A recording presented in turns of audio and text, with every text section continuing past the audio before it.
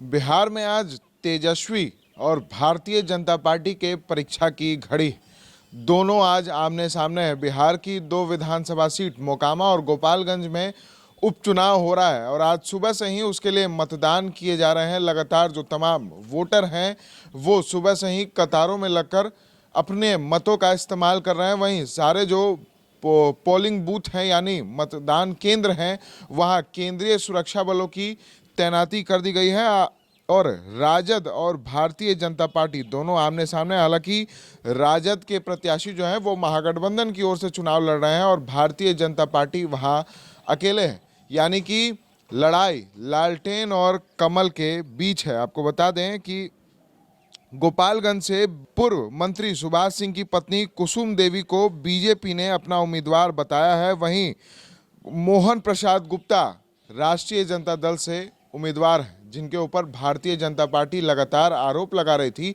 कि वो अवैध शराब के धंधे में लिप्त है। वहीं दूसरी ओर मोकामा की बात करें तो मोकामा में एक और अनंत सिंह की पत्नी है, तो वहीं दूसरी ओर ललन सिंह की पत्नी ललन सिंह जदयू के पूर्व नेता हैं, जिन्होंने रिजाइन देकर उसके बाद बीजेपी ज्वाइन किया और उसके बाद अपनी पत्नी को टिकट दिलवाया है।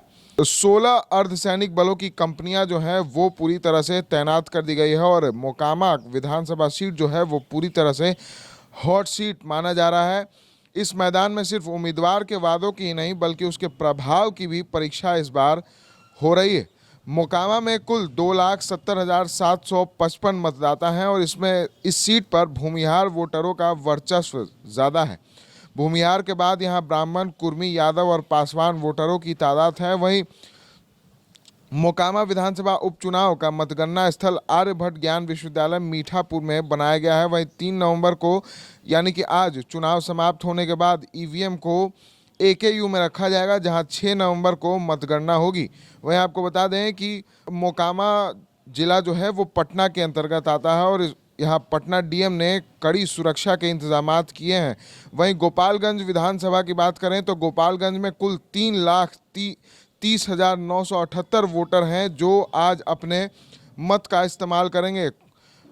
गोपालगंज विधानसभा में कुछ किन्नर मतदाताएं भी हैं और गोपालगंज में सबसे अधिक मतदाता मुस्लिम मतदाता हैं और 11,000 के करीब भूमिहार वोटरों पर भी उम्मीदवारों की नज़र इस बार बनी हुई है। तो कांटे की टक्कर जो है वो तेजस्वी यादव और भारतीय जनता पार्टी के बीच है।